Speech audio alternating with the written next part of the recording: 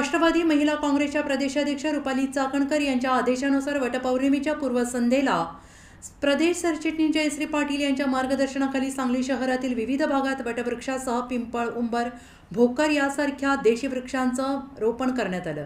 प्रदेशाध्यक्ष रुपाली चाकणकर यांनी वटपौर्णिमेला अनेक ठिकाणी महिला वडाच्या झाडाच्या फांद्या तोडून त्याची पूजा करतात। त्यामुळे समाजात जनजागृती निर्माण करून निसर्गाचा समतोल राखण्यासाठी राष्ट्रवादी महिला काँग्रेसच्या वतीनं प्रत्येक जिल्हा, तालुका, विधानसभा प्रभाग, गण अगदी ग्रामपंचायत स्तरावर वटवृक्षाचं रोपण अभियानाचा उपक्रम संपूर्ण महाराष्ट्रभर राबवला आणि या उपक्रमाला उत्स्फूर्त प्रतिसाद लाभला। या उपक्रमाअंतर्गत प्रदेश सरचिटणीस जयश्री पाटील यांनी सांगलीतील विविध भागात वृक्षारोपण केलं।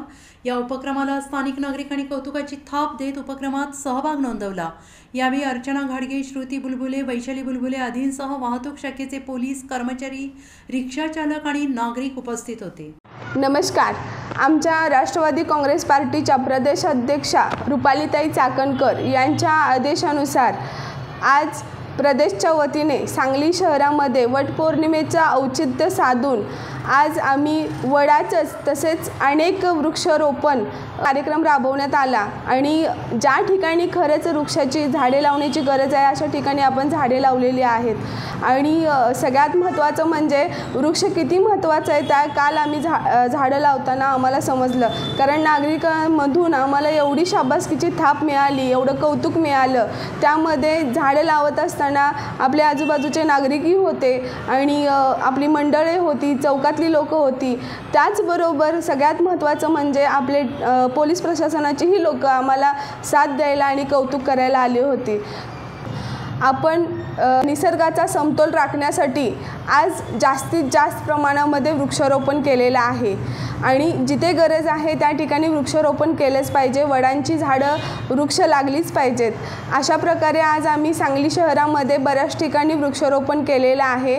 त्यामध्ये मार्केट यार्ड असेल, जिल्हाधिकारी ऑफिस, मेन रोड असेल, गणपती मंदिरपाशी असेल, भोकरे कॉलेज असेल, विलिंडन कॉलेज असेल, अशा बऱ्याच ठिकाणी कुलाळवाडी गावातील जिल्हा परिषद शाळा आहे, ग्रामपंचायत आहे, अशा ठिकाणी आपण वृक्षारोपण केलेलं आहे।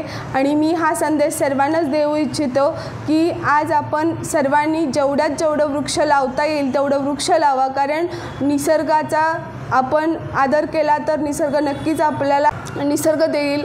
हे बघून मला नक्कीच वाटते की आपण सर्वांनी झाडे लावण्याची खूप गरज आहे। झाडे लावा, झाडे जगवा। जय हिंद, जय महाराष्ट्र, जय राष्ट्रवादी। धन्यवाद।